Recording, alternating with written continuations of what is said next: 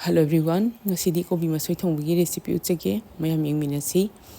Kobi Mashoi se maka mayamna punsilaga sembanina maka maraksida u kakphai gumba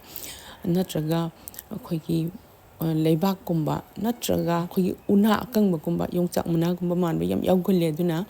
akhoi chamdringaida Kobi Mashoi se ihan hana phajana amotpasingdo lawthokani maka amamamta oina yengaga Kobi Mashoi ni yawba amotpasingdo lawthoklaba matungda aina isingda minute 5 gumba ngahak tinge isingda minute 5 gumba tinga matungda amu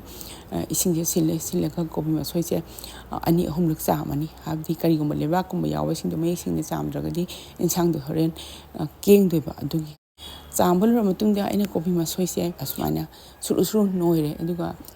khar chawa Kobi Mashoi di angtang maya thadale aduga dum khar piktak tawbudi dum mapum oina pumna dum hapselani adudi Kobi Mashoi se sembal ramnina thongba yarni thongna widamukta aina hangam thau khar laure icham chamna thongdonina pangyam yamdana hangam thau se laure hangam thau se sare saramnina ai huji maroi mapang ngausilani ahanbada maroi nakopi kharna aduga tilhau masung macha ama soiraga ngausilani da jira mapum khara hapsilani aduga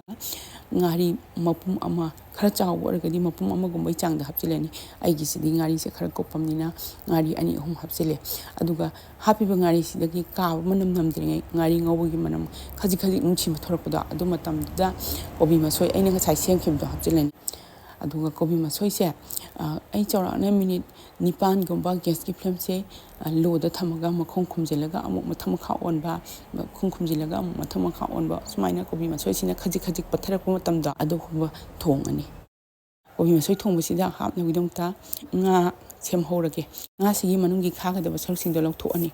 gas medium da thamaga ngawrba matungda Kobi Mashoi se khara patharame adudi huji khamin sinbu mapum ama masung soiraga hapsilani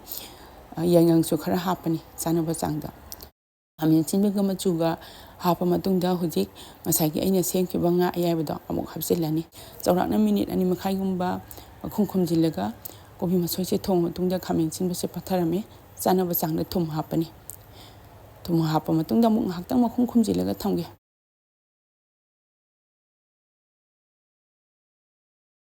da hujik chanaba changda mahi hapani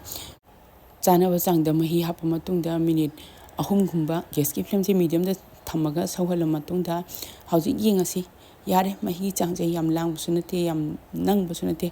langa di mahi do chara ka insang do kachu haute Kobi Mashoi thongba se mahi yam nang busu kachu haute ado ai sigi changje chap chare na khanjare adudi hoji phadigom hapsilani